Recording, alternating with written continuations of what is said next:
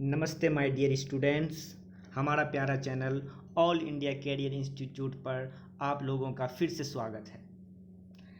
बच्चों, आज हम लोग 9th लेक्चर सेल बायोलॉजी का यानी द यूनिट ऑफ लाइफ का 9th लेक्चर लेके आए हैं। इससे पहले हम लोग 8 लेक्चर कर चुके हैं। हम लोगों ने लास्ट लेक्चर में यानी 8वें लेक्चर में सेल बायोलॉजी यानी द यूनिट ऑफ लाइफ का मूवमेंट कैसे होता है प्लाज्मा मेम्ब्रेन में लिपिड और प्रोटीन का, यानी movement of plasma membrane lipid and protein, यानी प्लाज्मा मेम्ब्रेन में जो लिपिड और प्रोटीन होता है वो किस तरह मूवमेंट करता है, उसके बारे में हम लोगों ने लास्ट लेक्चर में डिस्कशन किया था। बच्चों, आज हम लोग लेके आते हैं transport across plasma membrane. Plasma membrane के थ्रू उसके एक्रोस बहुत सारा पार्टिकल्स ट्रांसपोर्ट करता रहता है, अंदर से बाहर, बाहर से अंदर, इस तरह से ट्रांसपोर्टेशन होते रहता है अलग अलग तरह के पार्टिकल्स का। उस चीज़ को हम इस लेक्चर में डिस्कशन करेंगे। लेकिन उस ट्रांसपोर्टेशंस को पढ़ने से पहले हम कुछ टर्म्स को डिस्कशन करना चाहते हैं जो कि बहुत इंपॉर्टेंट है। ये टर्म को अगर आप नहीं जानिएगा तो अगला ट्रांसपोर्ट जो हम लोग पढ़ेंगे उसमें नहीं समझ पाएंगे अगर ये टर्म आएगा। तो इसीलिए बच्चों, पहले हम ये सारे टर्म्स को, जो सम इम्पोर्टेंट टर्म्स हैं, ये सम इम्पोर्टेंट टर्म्स हैं, इसको हम जानते हैं। सबसे पहला इम्पोर्टेंट टर्म्स है ग्रेडियंट। क्या है बच्चों? ग्रेडियंट। देखिए बच्चों, ग्रेडियंट का मतलब होता है डिफरेंस, कोई बड़ी बात नहीं है। ग्रेडियंट मतलब डिफरेंस। जिस चीज़ को हम डिफरेंस कहते हैं अंग्रेजी में, उसी को बायोलॉजी में ग्रेडियंट बोलता है, बायोलॉजिकल वर्ड में। देखिए बच्चों, ग्रेडियंट यानी डिफरेंस बहुत तरह का होता है, अलग अलग चीज़ों में डिफरेंस होगा। अब मान लेते हैं कि कॉन्सेंट्रेशन है, कॉन्सेंट्रेशन में डिफरेंट हुआ तो वहीं पे लिख देंगे डिफरेंस के जगह ग्रेडियंट कर देंगे तो बोलेंगे कॉन्सेंट्रेशन ग्रेडियंट। अगर मान लेते हैं वोल्टेज में डिफरेंस हुआ है तो बोल देंगे वोल्टेज ग्रेडियंट। इस तरह से किसी भी चीज़ में अगर डिफरेंस होता है तो वहाँ पे आप ग्रेडियंट लगाते हैं। जैसे कि मैं एग्जाम्पल में लिखाया हूँ बच्चों, जैसे कि CONC मतलब कॉन्सेंट्रेशन, शॉर्ट फॉर्म में मैंने लिखा है। तो कॉन्सेंट्रेशन ग्रेडियंट मतलब कॉन्सेंट्रेशन में डिफरेंस। उसी तरह मैंने लिखा है वोल्टेज ग्रेडियंट मतलब वोल्टेज में डिफरेंस। तो ग्रेडियंट मतलब समझ गए बच्चों, डिफरेंस। देखिए बच्चों, ये जो कॉन्सेंट्रेशन ग्रेडियंट है, कॉन्सेंट्रेशन मतलब आप लोग जानते होंगे गाढ़ापन, अमाउंट, किसी चीज़ का कितना अमाउंट है उसी को हम कॉन्सेंट्रेशन कहते हैं। किसी का गाढ़ापन ज़्यादा होता है तो मतलब कॉन्सेंट्रेशन ज़्यादा, किसी में गाढ़ापन अगर कम होता है तो मतलब कॉन्सेंट्रेशन उसका कम है। ठीक है बच्चों, अब यही कॉन्सेंट्रेशन ग्रेडियंट दो प्रकार का होता है, टाइप्स ऑफ कॉन्सेंट्रेशन ग्रेडियंट। कौन कौन बच्चों? एक का कहते हैं, पहला को बोलते हैं कॉन्सेंट्रेशन ग्रेडियंट जो होता है वो दो प्रकार का हुआ। सॉरी बच्चों, यहाँ पे बाय चांस मिस्टेक हो गया था, इसी वजह से यहाँ पे हमको मिस्टेक कर गए थे हम लोग। तो चलिए, हमने ठीक कर दिया है, अब कोई दिक्कत नहीं है। तो देखिए बच्चों, कॉन्सेंट्रेशन ग्रेडियंट जो होता है वो दो प्रकार का होता है। कौन कौन? तो पहला मैंने लिखा है केमिकल ग्रेडियंट और दूसरा मैंने लिखा है इलेक्ट्रोकेमिकल ग्रेडियंट। ये दो तरह का ग्रेडियंट होता है, यानी कॉन्सेंट्रेशन ग्रेडियंट होता है। देखिए बच्चों, जब नॉन आयनिक पार्टिकल्स पर डिफरेंस होगा, उसके कॉन्सेंट्रेशन, नॉन आयनिक पार्टिकल्स के कॉन्सेंट्रेशन में अगर डिफरेंस होगा तो वहाँ पे हम लोग बोलेंगे केमिकल ग्रेडियंट। अगर यहाँ पे नीचे फिर मैंने यहाँ पे भी लिखा है, अगर आयनिक पार्टिकल्स में उसके कॉन्सेंट्रेशन, आयनिक पार्टिकल्स के कॉन्सेंट्रेशन में डिफरेंस होगा तो उसको हम बोलेंगे इलेक्ट्रोकेमिकल ग्रेडियंट। इसी वजह से हम लोग कॉन्सेंट्रेशन ग्रेडियंट को दो पार्ट में बांटा है। अब हम लोग फिगर से देख लेते हैं बच्चों, फिगर से और अच्छा से समझ में आएगा ये दोनों पार्ट। देखिए बच्चों, यहाँ पे हमने क्या किया है, इधर भी पार्टिकल्स लिया है कुछ, और वही पार्टिकल्स इधर भी है। अब बीच में देखिए बच्चों, ये जो है ये क्या है, मेम्ब्रेन है। देख रहे हैं बच्चों, दोनों तरफ जो हमने पार्टिकल्स लिया है, ये जो पार्टिकल्स है ये क्या है, ग्लूकोज है। क्या है, ग्लूकोज का पार्टिकल्स। और इधर भी देखिए बच्चों, ये भी ग्लूकोज का पार्टिकल्स। लेकिन एक चीज देखिए, ये जो ग्लूकोज के दोनों तरफ मैंने स्क्वायर ब्रैकेट लिखा है, यहाँ भी स्क्वायर ब्रैकेट, यहाँ भी स्क्वायर ब्रैकेट, यहाँ भी स्क्वायर ब्रैकेट, स्क्वायर ब्रैकेट। तो केमिस्ट्री में आप लोग पढ़िएगा कि किसी भी चीज के दोनों तरफ अगर स्क्वायर ब्रैकेट से घेर देते हैं तो उसका मतलब होता है कॉन्सेंट्रेशन। तो यहाँ पे हम लोग इसको क्या पढ़ेंगे, कॉन्सेंट्रेशन ऑफ ग्लूकोज। फिर यहाँ पे हम लोग क्या पढ़ेंगे, कॉन्सेंट्रेशन ऑफ ग्लूकोज। तो अगर स्क्वायर ब्रैकेट से कोई चीज़ घेरा हुआ है तो समझ जाइए कि वो क्या है, कॉन्सेंट्रेशन। तो इसका मतलब यहाँ पे हमने जो पार्टिकल्स लिया है, तो इधर इधर भी मैंने पार्टिकल्स लिया कुछ, इधर भी पार्टिकल, तो ये पार्टिकल्स क्या है, ग्लूकोज है। यहाँ भी ग्लूकोज है। तो देखिए बच्चों, अगर आप लेफ्ट साइड में देखेंगे तो वहाँ पे ग्लूकोज का कॉन्सेंट्रेशन थोड़ा ज़्यादा है, और अगर राइट साइड में देखेंगे तो यहाँ पे ग्लूकोज का कॉन्सेंट्रेशन कम है। तो जाहिर बात है बच्चों, हम जानते हैं कि अगर इस मेम्ब्रेन से होते हुए गुजरना पड़ेगा तो किधर से किधर गुजरेगा, लेफ्ट टू राइट जाएगा। क्यों, क्योंकि लेफ्ट के तरफ ग्लूकोज का कॉन्सेंट्रेशन ज़्यादा है और राइट के तरफ ग्लूकोज का कॉन्सेंट्रेशन कम है। जैसे कि मैं यहाँ पे एरो दे के मैं बताया हूँ, ऊपर के तरफ एरो है तो मतलब कॉन्सेंट्रेशन ज़्यादा है, और इधर नीचे की तरफ एरो है तो मतलब कॉन्सेंट्रेशन कम है। तो ज़्यादा से कम के तरफ, हाइयर कॉन्सेंट्रेशन से लोअर कॉन्सेंट्रेशन के ही तरफ कोई ना कोई पार्टिकल, हर पार्टिकल हाइयर कॉन्सेंट्रेशन से लोअर कॉन्सेंट्रेशन तक ही जाता है, उधर ही उसका मूवमेंट होता है। तो यहाँ भी ग्लूकोज लेफ्ट से राइट के तरफ जाएगा, क्योंकि लेफ्ट के तरफ ग्लूकोज का कॉन्सेंट्रेशन ज़्यादा और राइट की तरफ कॉन्सेंट्रेशन कम। और ग्लूकोज एक तरह का नॉन आयनिक पार्टिकल्स से बना होता है। इसी वजह से यहाँ पर हम किस तरह का ग्रेडियंट बोलेंगे बच्चों, किस तरह का डिफरेंस है दोनों तरफ, इधर कम है इधर ज़्यादा है, इधर कंसंट्रेशन ज़्यादा है इधर कंसंट्रेशन कम है, तो कंसंट्रेशन में डिफरेंस है ना। जी हाँ, इसी वजह से यहाँ भी कंसंट्रेशन ग्रेडियंट हुआ। लेकिन किस तरह का कंसंट्रेशन ग्रेडियंट, केमिकल ग्रेडियंट कहेंगे इसको, क्योंकि यहाँ पे ग्लूकोज एक तरह का नॉन आयनिक पार्टिकल्स है। क्लियर हुआ बच्चों। चलिए मैं इरेज कर देता हूं, आगे हम लोग दूसरा देखते हैं। ठीक है बच्चों, अब देखिए बच्चों यहाँ पे, अब ये केमिकल ग्रेडियंट है, तो केमिकल ग्रेडियंट में क्या इन्वॉल्व होता है बच्चों, आयनिक पार्टिकल्स। तो देखिए बच्चों, मैंने इधर कुछ पार्टिकल्स को ड्रॉ किया है, इधर भी ड्रॉ किया है। तो ये जो पार्टिकल्स है क्या है, ये सोडियम आयन है।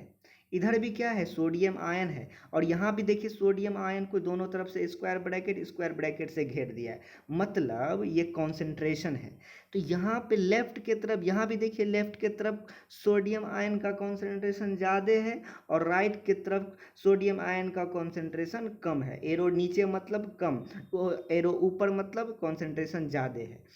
तो लेफ्ट के तरफ ज़्यादा है राइट के तरफ कम है, तो यहाँ भी कॉन्सेंट्रेशन में डिफरेंस है, दोनों मेम्ब्रेन के दोनों बगल में देखिएगा। लेकिन अब डिफरेंस है तो इसका मतलब यहाँ भी कॉन्सेंट्रेशन में ग्रेडियंट है, लेकिन किस तरह का कॉन्सेंट्रेशन ग्रेडियंट है, इलेक्ट्रोकेमिकल ग्रेडियंट है। क्यों बच्चों, क्योंकि यहाँ पे जो पार्टिकल्स लिया है हम लोगों ने, यहाँ पे एक पार्टिकल्स आयन है, सोडियम एक तरह का आयन है। इसी वजह से यहाँ पे कौन सा कॉन्सेंट्रेशन ग्रेडियंट बोलेंगे हम लोग, इलेक्ट्रोकेमिकल ग्रेडियंट। तो जब भी अगर कोई कॉन्सेंट्रेशन में डिफरेंस होगा तो वहाँ पे हम लोग इस्तेमाल करेंगे कौन सा वर्ड, ग्रेडियंट वर्ड। और ये कॉन्सेंट्रेशन में ग्रेडियंट दो तरह का होता है, केमिकल ग्रेडियंट और इलेक्ट्रोकेमिकल ग्रेडियंट। जब नॉन आयनिक पार्टिकल्स होगा तो वहाँ पर कॉन्सेंट्रेशन में डिफरेंस होगा तो बोलेंगे केमिकल ग्रेडियंट, और अगर कहीं आयनिक पार्टिकल्स होगा वहाँ पर अगर कॉन्सेंट्रेशन ग्रेडियंट में डिफरेंस होगा तो वैसे कॉन्सेंट्रेशन ग्रेडियंट को इलेक्ट्रोकेमिकल ग्रेडियंट बोलेंगे। उम्मीद करते हैं बच्चों आप लोग समझ गए होंगे। ये था स्लाइड जिसको कि आप लोगों को इम्पोर्टेंट शब्द था जिसको आप लोगों को समझना था। अगला और टर्म्स है, समझिए। देखिए बच्चों, डायरेक्शन ऑफ ग्रेडियंट, ये जो ग्रेडियंट का डायरेक्शन होता है वो किधर होता है। जाहिर सी बच्चों, हम जानते हैं कि जिधर कॉन्सेंट्रेशन ज़्यादा होता है उधर, और जिधर कॉन्सेंट्रेशन कम होता है उधर, तो ज़्यादा से कम के तरफ, ज़्यादा से कम के तरफ ही भागता है पार्टिकल्स। यानी कि ज़्यादा कॉन्सेंट्रेशन से कम कॉन्सेंट्रेशन, देखिए इधर कॉन्सेंट्रेशन का अमाउंट बहुत ज़्यादा है, इधर कॉन्सेंट्रेशन अमाउंट कम है। इसी वजह से मैं डायरेक्शन यहाँ पे शो किया हूँ, किधर जाएगा पार्टिकल्स आपका, अलोंग द ग्रेडियंट, ग्रेडियंट के तरफ जाएगा। अगर अलोंग द ग्रेडियंट जाएगा तो वहाँ पे वर्ड इस्तेमाल करते हैं कौन सा, डाउन हिल। क्या इस्तेमाल करते हैं, डाउन हिल। तो डाउन हिल कब बोलिएगा, जब ग्रेडियंट के ही तरफ, अलोंग द ग्रेडियंट के ही तरफ अगर ग्रेडियंट का डायरेक्शन होगा तब। तो अलोंग द ग्रेडियंट के तरफ यानी कि ग्रेडियंट के ही तरफ डायरेक्शन कब होगा ग्रेडियंट का, जब हायर कॉन्सेंट्रेशन से लोअर कॉन्सेंट्रेशन के तरफ पार्टिकल्स मूव करेगा, तब हम लोग बोलेंगे कि ग्रेडियंट के तरफ यानी अलोंग द ग्रेडियंट के तरफ डायरेक्शन है। और वैसे अलोंग द ग्रेडियंट के तरफ अगर डायरेक्शन होगा किसी कॉन्सेंट्रेशन का तो वहाँ पे वर्ड करेंगे, कौन सा वर्ड इस्तेमाल करेंगे, डाउन हिल। ये एनसीईआरटी में डाउन हिल शब्द है, तो अगर डाउन हिल कहीं आए तो समझ जाइएगा कि ग्रेडियंट के तरफ यानी हायर कॉन्सेंट्रेशन से लोअर कॉन्सेंट्रेशन के तरफ कॉन्सेंट्रेशन यानी कि किसी पार्टिकल्स का मूवमेंट हो रहा है। और कहा जाता है जब हायर कॉन्सेंट्रेशन से लोअर कॉन्सेंट्रेशन के तरफ किसी पार्टिकल का मूवमेंट हो यानी अलोंग द ग्रेडियंट मूवमेंट हो यानी डाउन हिल मूवमेंट हो, तो वहाँ पर कौन सा प्रोसेस होता है, पेसिव प्रोसेस। अब आता है ये पेसिव प्रोसेस क्या होता है, तो पेसिव प्रोसेस वैसा प्रोसेस है जिस प्रोसेस में हमको एनर्जी यूज़ नहीं होता है, या कोई वर्क करने में या कोई प्रोसेस करने में एनर्जी यूज़ नहीं होगा, वैसे प्रोसेस को पेसिव प्रोसेस बोलते हैं। अगला बच्चों, कभी कभी ऐसा भी होता है कि लोअर यानी जिधर कम कॉन्सेंट्रेशन होगा उधर से हायर कॉन्सेंट्रेशन की तरफ जा रहा है। जैसे कि यहाँ पे डायरेक्शन शो हो रहा है बच्चों, लोअर से हायर के तरफ पार्टिकल्स का मूवमेंट हो रहा है।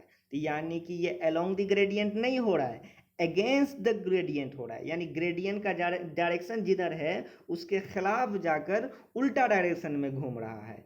तो जब उल्टे डायरेक्शन में यानी ग्रेडियंट के अगेंस्ट अगर मूवमेंट करे पार्टिकल्स तो वहाँ पे वर्ड कौन सा इस्तेमाल कीजिएगा, अपहिल। अपहिल, तो अगर कहीं अपहिल लिखा हुआ है तो समझ जाइए कि लोअर कॉन्सेंट्रेशन से हायर कॉन्सेंट्रेशन की तरफ पार्टिकल्स मूव कर रहा है, यानी ग्रेडियंट के डायरेक्शन के जस्ट अपोजिट मूव कर रहा है। ऐसा कैसे हो सकता है सर, ऐसा तो होता नहीं है। जी हाँ, होता है। तभी होगा जब वहाँ पे आप अपने तरफ से कुछ एनर्जी लगाइएगा, वहाँ पे एनर्जी यूज़ होगा।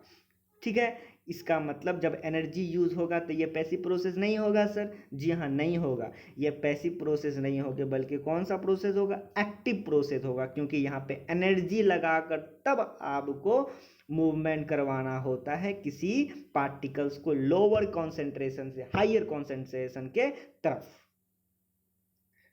तो उम्मीद करते हैं बच्चों ये वर्ड आप समझ गए होंगे कि डायरेक्शन ऑफ ग्रेडियंट क्या होता है, अगर उल्टा होता है तो कब होता है, ये पेसिव एक्टिव समझ गए होंगे। अगला टर्म है, देखिए बच्चों मैं वही उसी एक्टिव और पैसिव प्रोसेस को मैं वर्ड में यहाँ पे लिखा दिया हूँ। तो बताइए बच्चों ये जो एक्टिव प्रोसेस है क्या होता है, एक्टिव प्रोसेस जिसमें इन्वॉल्व हो यूज़ ऑफ एनर्जी, एनर्जी का इस्तेमाल यानी एनर्जी का खपत होगा जो प्रोसेस करवाने में यूज़ होगा, वैसे प्रोसेस को हम कौन सा प्रोसेस बोलेंगे, एक्टिव प्रोसेस। और ये जो एनर्जी है बच्चों, एनर्जी किस रूप में खर्च होता है, एटीपी के रूप में। किस रूप में खर्च होता है बच्चों, एटीपी। हाँ, एक बात याद रखिएगा बच्चों, हमेशा हमेशा याद रखिएगा जो आपके सिलेबस में दिया हुआ है, ज़्यादातर रूप में एटीपी का खर्च होता है, हमेशा एटीपी के रूप में एनर्जी यूज नहीं होता है। आगे आप लोग पढ़िएगा, बस यहाँ पे ये जान लीजिए, इसीलिए मैंने ब्रैकेट में लिखा है मोस्टली एटीपी, ऑलवेज एटीपी नहीं ना लिखा है मैंने, मोस्टली। ज़्यादातर किस रूप में एनर्जी खर्च होता है, एटीपी के रूप में, लेकिन हमेशा एटीपी के रूप में खर्च नहीं है। तो कुछ कुछ ऐसे भी एनर्जी होते हैं जो कि अलग तरह के फॉर्म में यूज़ होता है। लेकिन एक्टिव प्रोसेस में ज़्यादातर जो एनर्जी यूज़ होता है वो एटीपी के रूप में ही यूज़ होता है। और passive process does not use any energy, जिसमें किसी भी प्रकार का कोई एनर्जी यूज़ नहीं होता इस प्रोसेस को करवाने में। ठीक है, अब दो टर्म बच गया है, एक पोलर और दूसरा नॉन पोलर। पोलर क्या होता है बच्चों? पोलर मतलब बहुत पोलर और नॉन पोलर के बीच बहुत डिफरेंस है, जो कि आप केमिस्ट्री में और अच्छे डिटेल से पढ़िएगा, लेकिन बायोलॉजी में जो इसका मतलब होता है वो हम आपको बता देते हैं। देखिए बच्चों, पोलर मतलब होता है आयनिक और नॉन आयनिक। आयनिक मतलब जिसमें चार्ज होगा, नॉन आयनिक मतलब जिसमें चार्ज नहीं होगा, और जिसमें चार्ज नहीं होता उसी को हम न्यूट्रल बोलते हैं। तो पोलर मतलब आयनिक भी और नॉन आयनिक भी। आयनिक का सबसे बेस्ट एग्जाम्पल हम लिए हैं Na+, यहाँ प्लस देना भूल गए बच्चों, तो आप लोग दे दीजिएगा Na+। और नॉन आयनिक का सबसे बेस्ट एग्जाम्पल क्या है? ग्लूकोज है। तो आयनिक का सबसे बेस्ट एग्जाम्पल Na+ यानी सोडियम आयन, और नॉन आयनिक का सबसे बेस्ट एग्जाम्पल ग्लूकोज हमने लिया है। ठीक है, तो ये पोलर हुआ। और देखिए बच्चों, पोलर का मतलब हाइड्रोफिलिक भी होता है। तो कहा जाता है जो जो पोलर कंपाउंड या पोलर मॉलिक्यूल्स होगा वो हाइड्रोफिलिक होता है। हाइड्रोफिलिक मतलब जो वाटर से लव करता है, वाटर के तरफ इंटरेक्शन करना चाहता है, वैसे वैसे को हाइड्रोफिलिक बोलते हैं। तो इसका मतलब Na+ हो या ग्लूकोज हो या आयनिक कोई मॉलिक्यूल हो या नॉन आयनिक कोई मॉलिक्यूल्स होता है वो पोलर होता है। अब पोलर होता है तो इसका मतलब हाइड्रोफिलिक भी होगा। जी हाँ, और हाइड्रोफिलिक तो होता ही है, साथ ही साथ लिपिड इंसॉल्युबल होता है, यानी लिपिड में ये घुलना नहीं चाहता है, मतलब लिपिड से इंटरेक्शन नहीं करना चाहता है, यानी लिपिड्स को हेट करता है, नफरत करता है। इसी वजह से हम पोलर को क्या बोलते हैं? लाइपोफोबिक। क्या बोलते हैं? लाइपोफोबिक। लाइपो मतलब लिपिड, फोबिक मतलब डर, यानी लिपिड से डर रखता है, यानी फैट से घुलना नहीं चाहता है। तो हम उम्मीद करते हैं बच्चों पोलर मतलब समझे होंगे। पोलर मतलब जो आयनिक होगा, नॉन आयनिक होगा, हाइड्रोफिलिक होगा और लाइपोफोबिक होगा, यानी लिपिड इंसॉल्युबल होगा। नॉन पोलर मतलब होता है नॉन आयनिक। नॉन आयनिक बस सिर्फ नॉन आयनिक, यानी जिसमें चार्ज नहीं होगा, अर्थात न्यूट्रल होगा। ठीक है, न्यूट्रल तो होगा ही साथ हाइड्रोफोबिक होगा, यानी ये वाटर से घुलना नहीं चाहेगा, जस्ट ऑपोजिट। और लिपिड सॉल्युबल होगा, यानी लिपिड में ये घुलना चाहेगा, वाटर से तो नफरत करेगा, वाटर में घुलना नहीं चाहे लेकिन लिपिड में घुलना चाहेगा, यानी लाइपोफिलिक होगा, यानी लिपिड से प्यार करेगा, लव करेगा। जी हाँ बच्चों, तो ये दो वर्ड था पोलर और नॉन पोलर। फिर से समझ जाइए, पोलर जो हाइड्रोफिलिक होता है और लाइपोफोबिक होता है, और नॉन पोलर जो हाइड्रोफोबिक होता है लाइपोफिलिक होता है। क्लियर बच्चों? तो ये सारे इम्पोर्टेंट टर्म्स थे जो कि आप लोग जाने। अब हम लोग आते हैं ट्रांसपोर्ट में। ठीक है, तो प्लाज्मा मेम्ब्रेन के अक्रॉस ढेर सारा पार्टिकल्स ट्रांसपोर्ट होते रहता है। तो कैसे ट्रांसफर होता है, किसके वजह से ट्रांसफर होता है, कितने प्रकार का ट्रांसफर होता है, ये सारे चीज़ हम लोग पढ़ेंगे। तो देखिए बच्चों, ट्रांसपोर्ट अक्रॉस प्लाज्मा मेम्ब्रेन कहा जाता है one of the most important function of plasma membrane. ये प्लाज्मा मेम्ब्रेन का सबसे इम्पोर्टेंट फंक्शन होता है। क्यों? क्योंकि ट्रांसपोर्ट नहीं होगा तो खाना पीना मिलेगा कैसे, बाहर का खाना अंदर कैसे जाएगा, अंदर अगर कोई बैक्टीरिया या कुछ ऐसा वैसा केमिकल सब्सटेंस जो उसको हानि या हार्मफुल पहुंचाता है उसको बाहर कैसे करेगा, तो सेल तो मर जाएगा। इसी वजह से ट्रांसपोर्ट होना भी बहुत ज़रूरी है सेल के लिए, इसीलिए कहता है one of most important function of plasma membrane, क्या? ट्रांसपोर्ट। देखिए बच्चों, ट्रांसपोर्ट अक्रॉस प्लाज्मा मेम्ब्रेन से पढ़ने से पहले हम लोग ये जान लें कि इस ट्रांसपोर्ट करवाने के आधार पर प्रोटीन दो प्रकार का होता है। ट्रांसपोर्ट प्रोटीन दो प्रकार का होता है। जो वह प्रोटीन जो कि ट्रांसपोर्ट करने में मदद करेगा। ट्रांसपोर्ट कहाँ रहता है? प्लाज्मा, ट्रांसपोर्ट बोलते हैं, सॉरी बच्चों, प्रोटीन कहाँ रहता है? प्लाज्मा मेम्ब्रेन में। और वह प्रोटीन ट्रांसपोर्टेशन में भी हेल्प करता है, यानी पार्टिकल्स को अंदर या बाहर करने में भी हेल्प करता है। कौन? प्रोटीन। इसी वजह से यह ट्रांसपोर्ट करवाने के आधार पर प्रोटीन को दो पार्ट में बांटा, एक कैरियर प्रोटीन और दूसरा चैनल प्रोटीन। क्लियर बच्चों? हम अभी डायग्राम के साथ हम बता देंगे कि क्या होता है कैरियर प्रोटीन, क्या होता है चैनल प्रोटीन। तो चलिए बच्चों, ट्रांसपोर्ट एक्रॉस प्लाज्मा मेम्ब्रेन को हम डायग्राम के आधार पर समझें।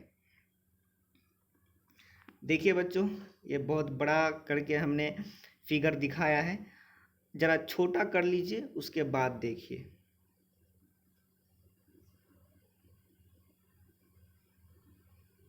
ये कुछ है। अब मैं बड़ा करूं बच्चों, देखिए। जब बड़ा किया हूं तो आसानी से हमको दिख रहा है बच्चों कि सर ये एक लिपिड का मोनोलेयर और ये है लिपिड का दूसरा लेयर, यानी मोनोलेयर। और दोनों मिल गया तो बन गया क्या बच्चों? Lipid bilayer. क्या बन गया बच्चों? Lipid bilayer. अब देखिए बच्चों, हम जानते हैं जैसे कि लिपिड बाइलेयर के आसपास प्रोटीन रहता है। ठीक है बच्चों, कुछ दो तरह का प्रोटीन होता है, एक पेरिफेरल प्रोटीन, जैसे कि पिछले लेक्चर में पढ़ लिया है हम लोग। जो नहीं बच्चे पढ़े हैं वो 6, 7, 8 ये तीनों लेक्चर पढ़ के आए, तब जाके अच्छे से समझ में आएगा। तो बच्चों, हम जानते हैं कि प्रोटीन ये दो प्रकार का होता है, जो लिपिड बाइलेयर के ऊपर नीचे और धसा धसा हुआ रहता है। तो जो साइड साइड में रहता है, यानी ऊपर नीचे रहता है, उसको हम बोलते हैं पेरिफेरल प्रोटीन। और जो लिपिड बाइलेयर के अंदर धसा धसा हुआ रहता है, उसको हम बोलते हैं इंटीग्रल प्रोटीन। लेकिन यहाँ पे देखिए, ये जो है ये प्रोटीन है, ये भी प्रोटीन है और ये भी प्रोटीन है। रेड कलर से बनाया है और वाइट कलर से बनाया है हम लोगों ने, तो ये प्रोटीन है। तो सर ये भी तो धसा हुआ है, तो इसका मतलब ये इंटीग्रल प्रोटीन है? जी हाँ बच्चों, ये एक तरह का इंटीग्रल प्रोटीन है।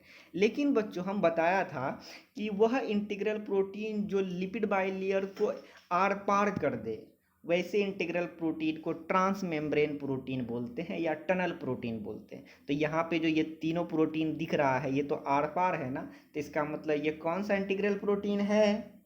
टनल प्रोटीन, यानी ट्रांस मेम्ब्रेन प्रोटीन। लेकिन देखिए बच्चों, यहाँ पे एक चीज मैंने दिखाया है कि तीनों टनल प्रोटीन में अंतर है। ये टनल प्रोटीन और ये टनल प्रोटीन, ये बिल्कुल इस तरह से है। ऐसे वाला इंटरनल प्रोटीन यानी ट्रांसमेम्ब्रेन प्रोटीन को हम कैरियर प्रोटीन बोलते हैं। क्या बोलते हैं? कैरियर प्रोटीन बोलते हैं। CR मतलब कैरियर। और ये वाला जो चैनल के तरह बना हुआ है, इस तरह के प्रोटीन जो रेड वाला बना हुआ है, वैसे प्रोटीन को हम चैनल प्रोटीन बोलते हैं। तो चैनल को हमने यहाँ पे दर्शाया है CH से। तो CH मतलब समझ जाइएगा बच्चों, चैनल प्रोटीन। ठीक है बच्चों, तो अब यहाँ पे देखिए, तो ये है आपका ट्रांसमेम्ब्रेन प्रोटीन, जिसमें दो तरह का हो गया प्रोटीन, एक कैरियर प्रोटीन और चैनल प्रोटीन। इसीलिए मैंने पहले ही आप लोगों से बता दिया कि ट्रांसपोर्ट प्रोटीन जो होता है वो दो तरह का होता है।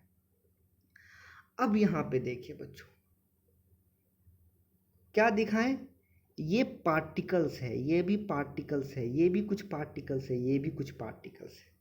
लेकिन सारे पार्टिकल्स को बारी बारी से आप देखिएगा, तो यहाँ पे जो ये वाला पार्टिकल्स है, ये किस तरह का पार्टिकल्स है? न्यूट्रल है। किस तरह का पार्टिकल्स है बच्चों? न्यूट्रल पार्टिकल है, मतलब नॉन पोलर है। नॉन पोलर अभी अभी हम लोगों ने पढ़ा, जो जो नॉन पोलर होता है वो हाइड्रोफोबिक होता है, और जो हाइड्रोफोबिक होता है वो लाइपोफिलिक होता है, यानी लिपिड से लव करता है, यानी लिपिड के इंटरेक्शन में आना चाहता है। इसका मतलब ये पार्टिकल्स लाइपोफिलिक यानी हाइड्रोफोबिक हुआ। तो बोलता है जो पार्टिकल्स हाइड्रोफोबिक अर्थात नॉन पोलर होता है, वो लिपिड से होते हुए देखिए इस तरह से ट्रांसपोर्ट हो जाता है एक छोर से यानी एक साइड से दूसरे साइड, एक साइड से दूसरे साइड। देखिए ट्रांसफर हो गया ना, जी हाँ बच्चों ट्रांसफर हो गया। अगर इस तरह से लिपिड को आर पार करते हुए अगर पार्टिकल्स, कौन सा पार्टिकल, नॉन पोलर या हाइड्रोफोबिक पार्टिकल्स अगर पास करता है तो वैसे पास को यानी वैसे ट्रांसपोर्टेशन को हम क्या बोलते हैं, सिंपल डिफ्यूजन। ऐसे ट्रांसपोर्टेशन को क्या बोलेंगे, सिंपल डिफ्यूजन। क्लियर बच्चों, मैं इरेज कर देता हूं। ठीक है, अब हम लोग दूसरा में आते हैं बच्चों। ये वाला पार्टिकल्स को देखिए, ये सारे पार्टिकल्स हैं जिसका कॉन्सेंट्रेशन इधर ज़्यादा है और इधर कम है, इधर ज़्यादा है और इधर कम है।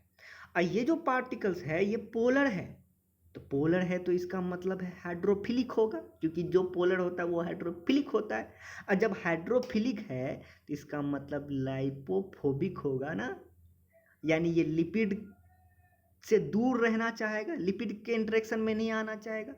अब इस पार्टिकल्स को आना है इधर से इधर आना है, ऊपर से नीचे की तरफ आना है। अब आता है कि कैसे आएगा, ये तो पोलर है, पोलर है तो इसका मतलब लाइपोफोबिक होगा।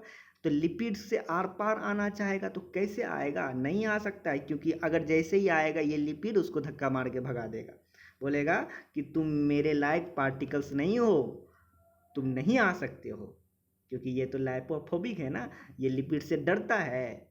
जी हाँ, तब उस शर्त पर क्या होगा, यहाँ पे जो प्रोटीन है, ये जो वाइट कलर का मैंने दिखाया है, ये जो प्रोटीन है, जिस प्रोटीन का नाम है कैरियर प्रोटीन। कौन सा प्रोटीन बच्चों, कैरियर प्रोटीन। अब ये कैरियर प्रोटीन के ही अंदर होते होते होते होते उस पार से इस पार आ जाएगा। तो बोलता है जब कोई पोलर या हाइड्रोफिलिक या लाइपोफोबिक पार्टिकल्स प्लाज्मा मेम्ब्रेन के एक छोर से दूसरे छोर किसी कैरियर प्रोटीन के माध्यम से, किसी कैरियर प्रोटीन के थ्रू अगर ट्रांसपोर्ट होता है तो वैसे ट्रांसपोर्टेशन को फैसिलिटेटेड डिफ्यूजन बोलेंगे। कौन सा डिफ्यूजन, फैसिलिटेटेड डिफ्यूजन कहते हैं। उसी तरह ये वाले पार्टिकल्स को अब देखिए, ये जो पार्टिकल्स मैंने बनाया है, जी हाँ, अब ये पार्टिकल्स को देखिएगा तो ये भी पार्टिकल्स कौन से पार्टिकल्स है, पोलर। ये दोनों इसका मतलब पोलर है, तो ये भी पार्टिकल्स पोलर है और हाइड्रोफोबिक है। मैं इरेज कर देता हूं बच्चों।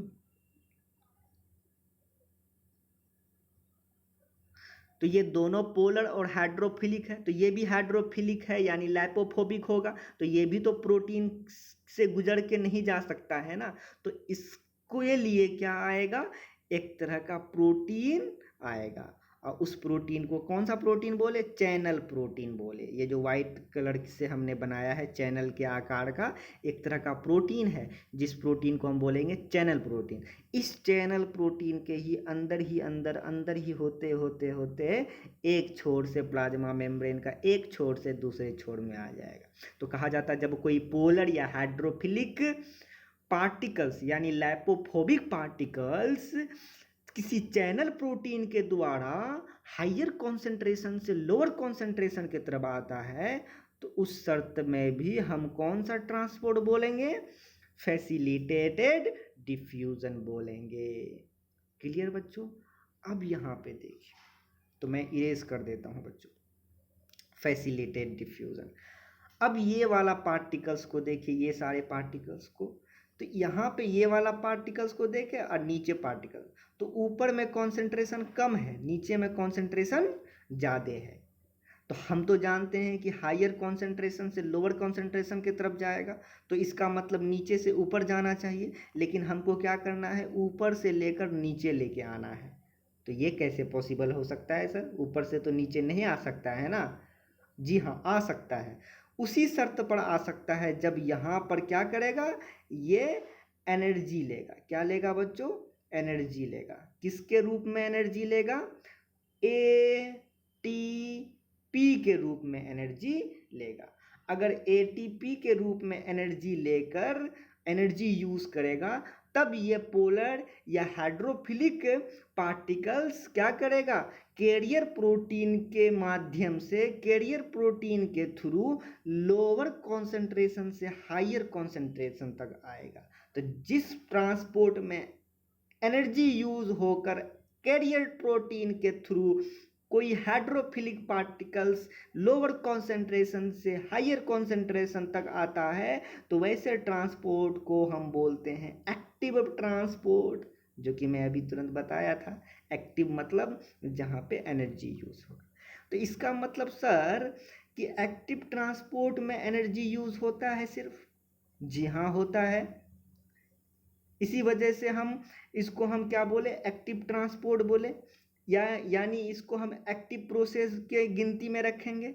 लेकिन आप देखिए फैसिलिटेटेड डिफ्यूज़न या फैसिलिटेटेड ये वाला डिफ्यूज़न या सिंपल डिफ्यूज़न, क्या इन सब में किसी भी तरह का एनर्जी यूज हुआ है? नहीं हुआ है। इसका मतलब ये कौन सा प्रोसेस के गिनती में आया, एक्टिव की पैसिव? पैसिव के गिनती में आया।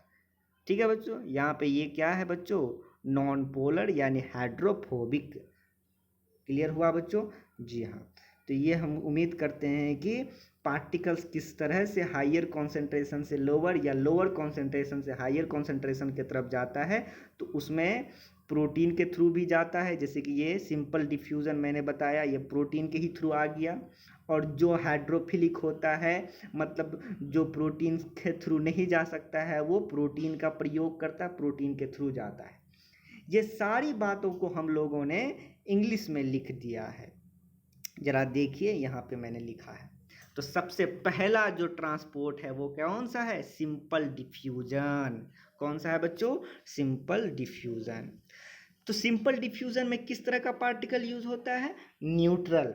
जी हाँ, यानी लिपिड सॉल्युबल होता है। जैसे कि मैं अभी बताया ना, देखिए सिंपल डिफ्यूजन है, सिंपल डिफ्यूजन में देखिए न्यूट्रल नॉन पोलर है और हाइड्रोफोबिक होता है। तो न्यूट्रल होता है, हाइड्रोफोबिक होता है, और हाइड्रोफोबिक होता है तो मतलब लिपिड सॉल्युबल होगा, यानी कि लिपिड से इंटरेक्शन करना चाहेगा। इसी वजह से ये लिपिड के थ्रू ही क्या करता है, ट्रांसपोर्ट हो जाता है। इसी वजह से मैंने दूसरा लाइन में लिखा है लिपिड मेडिएटेड ट्रांसपोर्ट, यानी लिपिड के माध्यम से ट्रांसपोर्ट करने वाला ये ट्रांसपोर्टेशन है। कौन, सिंपल डिफ्यूजन। ठीक है। अब दूसरा है फैसिलिटेटेड डिफ्यूजन। फैसिलिटेटेड डिफ्यूजन में पोलर या नॉन आयनिक, जैसे ग्लूकोज, तो पोलर में तो नॉन आयनिक आयनिक दोनों आ जाता है ना। तो पोलर जैसे नॉन आयनिक, जैसे कि ग्लूकोज मॉलिक्यूल्स, या फिर आयंस, या हाइड्रोफिलिक उसी को बोलते हैं, या हम लाइपोफोबिक बोलते हैं, जो कि लिपिड की तरफ जाना नहीं चाहेगा। इस तरह का पार्टिकल्स का ट्रांसपोर्ट होता है किसमें, फैसिलिटेटेड डिफ्यूजन में। और फैसिलिटेटेड डिफ्यूजन जो कि लाइपोफोबिक होता है, इसका मतलब लिपिड के थ्रू नहीं पास कर पाएगा। इसी वजह से बच्चों कि यहाँ पर हम प्रोटीन के माध्यम से ट्रांसपोर्ट करवाते हैं। इसी वजह से मैंने दूसरा लाइन में लिखा है प्रोटीन मेडिएटेड ट्रांसपोर्ट, यानी प्रोटीन के द्वारा ट्रांसफर होता है, तो उसी को हम फैसिलिटेटेड डिफ्यूजन बोलते हैं। तो यहाँ पे इसका मतलब प्रोटीन हीट ट्रांसपोर्ट करवाता है ना पार्टिकल्स का एक छोर से दूसरे। इसका मतलब ये प्रोटीन जो कि ट्रांसपोर्ट करवाता है वो एक तरह का स्पेशल प्रोटीन है। जिस स्पेशल प्रोटीन का नाम क्या है, ट्रांसमेम्ब्रेन प्रोटीन। और ये स्पेशल प्रोटीन यानी ट्रांसमेम्ब्रेन प्रोटीन मैंने अभी दिखाया, दो तरह का होता है, एक कैरियर के रूप में होता है तो दूसरा चैनल के रूप में होता है। बताया था ना अभी बच्चों। अब आगे देखिए, पोलर मॉलिक्यूल्स जो होता है कैन नॉट क्रॉस या पास नॉन पोलर लिपिड बाइलेयर, यानी पोलर मॉलिक्यूल जो होता है वो नॉन पोलर लिपिड बाइलेयर के द्वारा पास नहीं कर पाता है। क्यों नहीं कर पाता है, क्योंकि ये लिपिड बाइलेयर को हेड करता है, क्योंकि ये लाइपोफोबिक होता है। इसी वजह से ये लिपिड के द्वारा पास नहीं कर पाता है। तो मैं इसका रीज़न ये चीज़ यहाँ इंग्लिश में लिखा दिया हूँ। क्यों, इसका रीज़न क्या है बच्चों कि पोलर मॉलिक्यूल्स रिक्वायर कैरियर। ये क्या क्या जरूरी करता है? कैरियर या चैनल प्रोटीन का रिक्वायर होता है। क्या करने के लिए? ट्रांसपोर्ट करने के लिए। टू फैसिलिटेट दियर ट्रांसपोर्ट, अपने ट्रांसपोर्ट को फैसिलिटेट करवाने के लिए कैरियर या चैनल प्रोटीन का यूज करता है। क्लियर? ठीक है, क्योंकि ये लिपिड बाइलेयर के थ्रू पास नहीं कर पाता है, इसी वजह से। अब तीसरा हम लोग आते हैं एक्टिव ट्रांसपोर्ट। ठीक है, इसको बाद में अभी पढ़ेंगे, पहले हम इसको पढ़ लेते हैं बच्चों। एक्टिव ट्रांसपोर्ट, ठीक है। एक्टिव ट्रांसपोर्ट जैसे देखे थे जिसमें कि एनर्जी यूज हुआ था, जी हाँ। तो कुछ कुछ ऐसे भी पार्टिकल्स होते हैं जो कि लोअर कॉन्सेंट्रेशन से हायर कॉन्सेंट्रेशन की तरफ आता है, जैसे कि हम लोग अभी डायग्राम में देखे थे, जो कैरियर प्रोटीन के थ्रू आया था, लेकिन लोअर से तो हायर नहीं आ पाता है, तो वहाँ पे हम एटीपी के रूप में एनर्जी देते हैं, तब जाके लोअर से हायर कॉन्सेंट्रेशन की तरफ आसानी से आता है। इसी वजह से ये कौन से प्रोसेस की गिनती में आया? Active process. इसीलिए हम कहते हैं कि एक्टिव ट्रांसपोर्ट जिसमें कि एनर्जी का यूज होता है, कुछ कुछ पोलर या नॉन आयनिक मॉलिक्यूल्स होते हैं या आयंस होते हैं जो ट्रांसपोर्ट होता है, ठीक है। अगेंस्ट कौन से, यहाँ CONC लिखिएगा बच्चों, ये आई काट दीजिएगा। तो अगेंस्ट कॉन्सेंट्रेशन ग्रेडियंट, यानी कॉन्सेंट्रेशन ग्रेडियंट के डायरेक्शन में नहीं, उसके अपोजिट डायरेक्शन में ये ट्रांसपोर्ट होता है। और जो अपोजिट डायरेक्शन में ट्रांसपोर्ट होता है वैसे ही ट्रांसपोर्ट को अपहिल ट्रांसपोर्ट भी बोलते हैं, जो कि मैंने अभी बताया था इंपॉर्टेंट टर्म्स में, ठीक है, क्योंकि ये लोअर कॉन्सेंट्रेशन से हायर कॉन्सेंट्रेशन में आता है। और ये प्रोटीन मेडिएटेड ट्रांसपोर्ट होता है, क्योंकि ये भी तो कैरियर प्रोटीन के ही माध्यम से आता है ना, जी हाँ। देखिए बच्चों, कैरियर प्रोटीन के माध्यम से आता है, यहाँ पे भी हम लोग एक्टिव ट्रांसपोर्ट ही बोलेंगे। यहाँ पे के ट्रांसपोर्ट होता है, लेकिन यहाँ पे एनर्जी यूज होता है ना, तो वह कैरियर प्रोटीन जिसमें एनर्जी यूज होकर ट्रांसफर होता हो, वहाँ पे हम कौन सा पंप बोलेंगे? Sodium ion potassium ion pump. कौन pump? Sodium ion potassium ion pump, K+ और Na+ पंप, ठीक है, Na+ K+ पंप। तो sodium ion potassium ion pump हम बोलते हैं कब? जब एक्टिव ट्रांसपोर्ट होता है तब। क्लियर हुआ बच्चों? तो ये भी बात, ये सवाल आ चुका है, इसी वजह से समझिएगा। अब हम ऊपर वाला पढ़ते हैं। देखिए बच्चों, यहाँ पे मैंने क्या किया है, सिंपल डिफ्यूज़न और फैसिलिटेटेड डिफ्यूज़न के दोनों के बीच कुछ सिमिलरिटी, इसको यहाँ प्लस लेके लिखा, मतलब दोनों के बीच क्या सिमिलर है वो मैंने दिखा है। दोनों में एक ही सिमिलर है कि चाहे वो सिंपल डिफ्यूज़न हो या फैसिलिटेटेड डिफ्यूज़न, दोनों पैसिव ट्रांसपोर्ट होता है, क्योंकि इसमें एनर्जी यूज नहीं होता है। और दोनों का एक चीज़ है कि हायर कॉन्सेंट्रेशन से लोअर कॉन्सेंट्रेशन तक आता है, इसी वजह से हम बोल सकते हैं कि अलोंग द कॉन्सेंट्रेशन ग्रेडियंट, ये कॉन्सेंट्रेशन ग्रेडियंट के अलोंग जाता है, मतलब डाउन हिल ट्रांसपोर्ट होता है यहाँ पे, ठीक है। और सिंपल डिफ्यूज़न हो या फैसिलिटेटेड डिफ्यूज़न, इसमें काफ़ी सारा बहुत सारे मॉलिक्यूल्स क्या करते हैं, ट्रांसपोर्ट करते हैं इस ट्रांसपोर्ट के द्वारा, यानी सिंपल डिफ्यूज़न और फैसिलिटेटेड डिफ्यूज़न के द्वारा। कहा जाता है कि एक्टिव ट्रांसपोर्ट के तुलना में ये दोनों ट्रांसपोर्ट स्लो होता है, यानी कि ज़्यादा फास्ट ट्रांसपोर्ट पार्टिकल्स का कौन कर पाएगा? एक्टिव ट्रांसपोर्ट कर पाता है। सिंपल या फैसिलिटेटेड डिफ्यूज़न एक्टिव ट्रांसपोर्ट के तुलना में कम कर पाता है ट्रांसपोर्ट। क्लियर हुआ बच्चों? तो इसका मतलब हम इसका अगर देखिए, हमने ऑर्डर भी बता दिया है, तो कुछ नोटेड पॉइंट है, इस नोटेड पॉइंट को लिखिए। नोटेड पॉइंट में हमने देखा है कैरियर प्रोटीन, तो कैरियर प्रोटीन को जब देखिएगा बच्चों, तो कैरियर प्रोटीन में क्या क्या होता है? तो जो कैरियर वाला प्रोटीन है, तो कैरियर प्रोटीन फैसिलिटेटेड डिफ्यूज़न भी करता है और एक्टिव ट्रांसपोर्ट भी करता है ना, मैंने जैसे कि डायग्राम में बताया था। देखिए, ये भी कैरियर प्रोटीन है और ये भी कैरियर, लेकिन यहाँ पे भी कैरियर प्रोटीन है, लेकिन ये फैसिलिटेटेड डिफ्यूजन है, ये एक्टिव। तो यानी कैरियर प्रोटीन के द्वारा दोनों तरह का ट्रांसपोर्ट होता है, फैसिलिटेटेड डिफ्यूजन भी होता है, एक्टिव ट्रांसपोर्ट भी होता है। और चैनल प्रोटीन के द्वारा सिर्फ और सिर्फ फैसिलिटेटेड डिफ्यूजन होता है।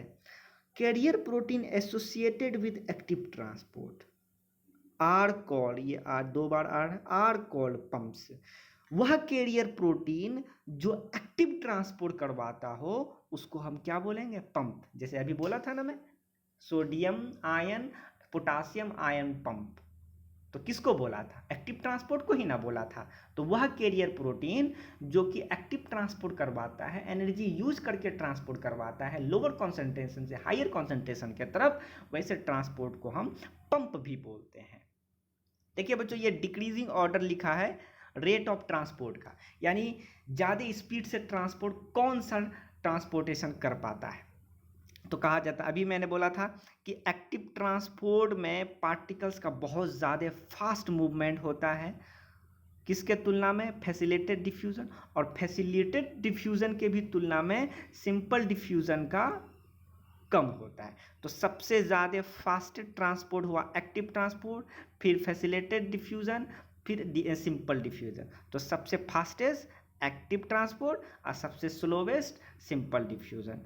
यहीं से बच्चों मैंने क्या कर लिया? ट्रांसपोर्ट अक्रॉस प्लाज्मा मेम्ब्रेन, यानी प्लाज्मा मेम्ब्रेन के थ्रू किस तरह से पोलर या नॉन पोलर पार्टिकल्स या हाइड्रोफिलिक या हाइड्रोफोबिक पार्टिकल्स या लाइपोफोबिक या लाइपोफिलिक पार्टिकल्स किस तरह से मूव करता है या ट्रांसपोर्ट करता है, जैसे हमने जान लिया। किस तरह से हायर कॉन्सेंट्रेशन से लोअर कॉन्सेंट्रेशन की तरफ या लोअर कॉन्सेंट्रेशन से हायर कॉन्सेंट्रेशन की तरफ ट्रांसपोर्ट करता है। बहुत अच्छे तरीके से हम लोगों ने समझा। अगर नहीं समझ में आता है, दोबारा एक बार नहीं 2 बार इस लेक्चर को देखिए, वीडियो को स्लो करके, अगर किसी को स्लो लगता है तो फास्ट करके देखिए, लेकिन देखिए ज़रूर। और सारे टर्म्स को अपने नोट्स में उतारिए, नोट्स बनाइए, और नोट्स बनाने के साथ साथ उसको पढ़िए।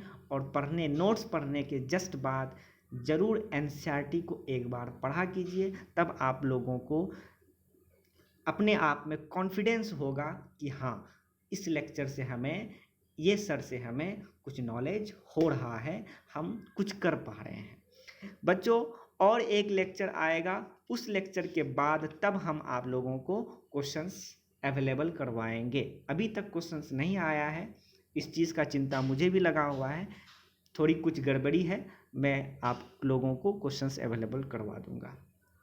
बस इस लेक्चर, और एक लेक्चर आएगा तब उसके बाद हो जाएगा।